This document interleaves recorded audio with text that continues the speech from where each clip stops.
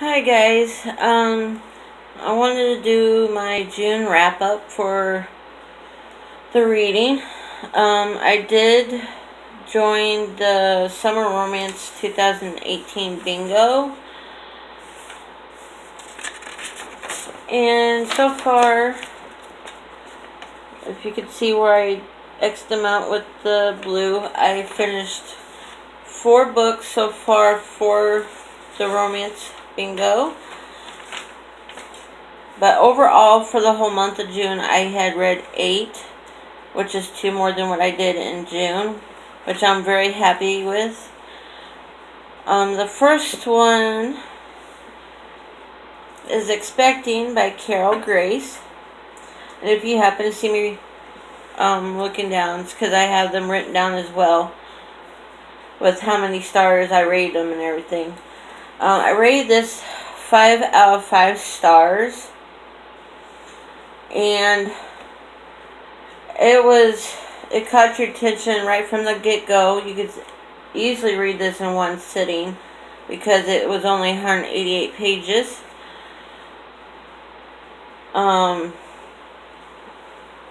Mallory and Zach, who are the 2 main characters in this, Mallory, she drove up to this farm to meet this guy who claimed he was going to marry her, and come to find out from the guy who owned it, which was Zach, said that the guy that she was looking for, up and ran off and left her hanging. And so, but she also didn't know he was hiring. He assumed she was there looking for a housekeeping job. And so he took her on, told her if she was wanting the job, he would take her on. And she took it.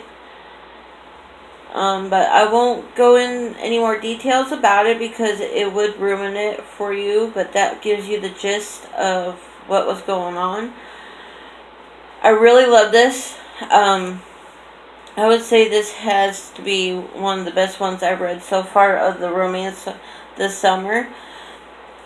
And I would recommend this book to anybody. The next one was An Offer She Can't Refuse by Emma Darcy. I rated this 3 out of 5 stars.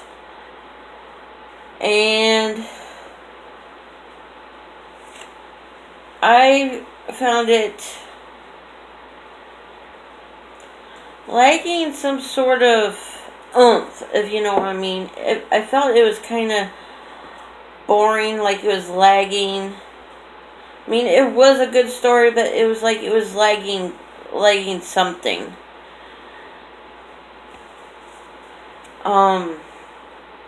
This is taking place in Greece. Tina, her and her mom and her son went traveling around Greece because her mom was born and raised in Greece, and Tina was born and raised in Australia, and that's where she's been living with her son. And her mom and her decided to go on a vacation of Greece, and then she ran into this guy named Ari, who she happened to have a fling with years ago, almost 6 years ago. And they had a summer fling, and then he up and left her, feeling like he was going to hold her back from her possible modeling career like her sister had. And then she ended up running into him in Greece, and things went from there. I don't want to continue ruining the story of it. And then the next one, this wasn't part of the romance deal, but I had already started during when the Summer Romance Bingo came up, so I was trying to finish it. It was called Sebastion by Anne Bishop. It's a fantasy type book. I rated it 4 out of 5 stars, only because there was times it wasn't holding my attention and I kept wanting to put it down and go pick something up and reading it. But I did get through it, and this is the first book in the Gloriana Belladonna series. And it has to deal with this country called Ephemera and the characters that live there. And this half incubus, Sebastion, is trying to help his cousin, Gloriana Belladonna, or as they like to call her, Belladonna, to save Ephemera from what they call the Eater, who is going to all these landscapes that the landscapers like Belladonna has created and corrupted everything, eating everybody, and she's the only one that can stop it. But I would think anybody who loves fantasy and might get into it, I would recommend it, but I just don't want to ruin the story for you.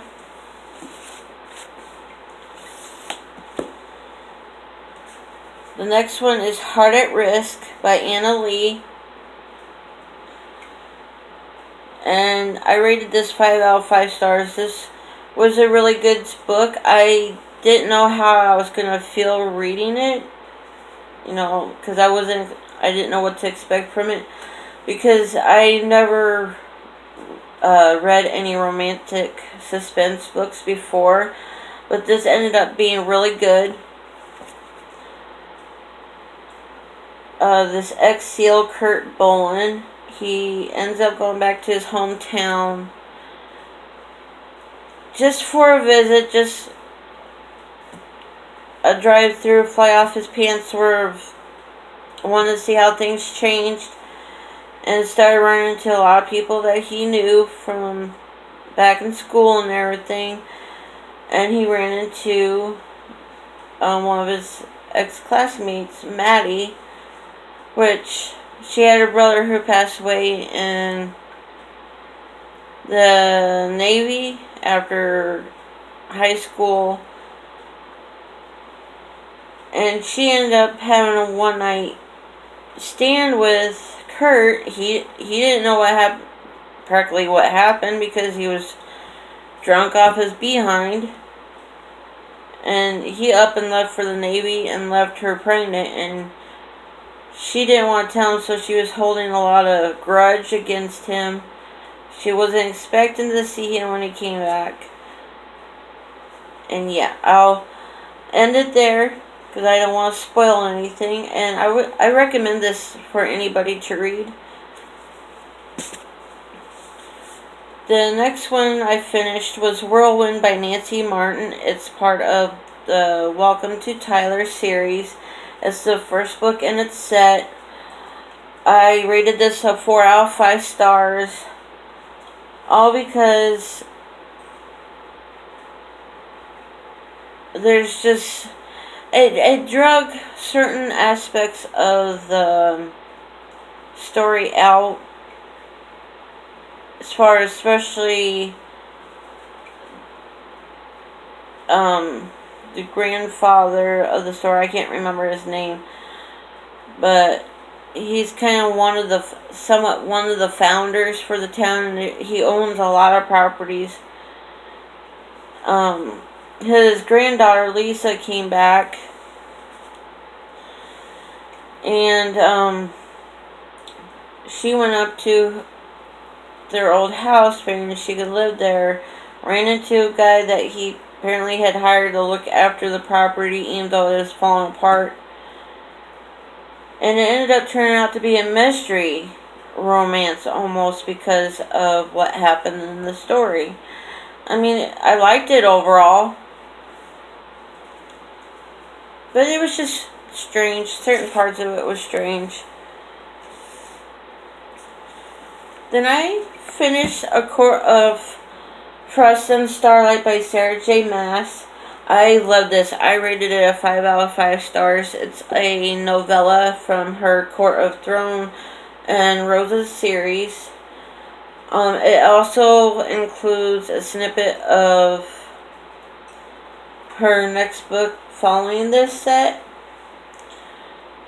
And of what I heard, I guess a lot of people thought there was a lot of sex content in this book. There really wasn't. A little bit at the beginning, a little bit at the end of the story. Otherwise, there wasn't hardly anything in it as far as sexual content. I had laughed at certain parts in the story, and there was one point that I was almost in tears because I was feeling so attached to the characters of the story that, yeah, anybody who hasn't read this, I recommend that you give this book a try. And there is another one that I don't have with me because it had to be returned to the library. Like the one I just showed you and the one I will show you. It's called Candace the New Classy by Candace Cameron Bure. I did put up a separate review for it on my channel 2 videos back, so go check that out on the review on it. I did rate it 3 out of 5 stars. The last book I finished up for the month is Circe by Madeline Miller. I rated it a 4 out of 5 stars.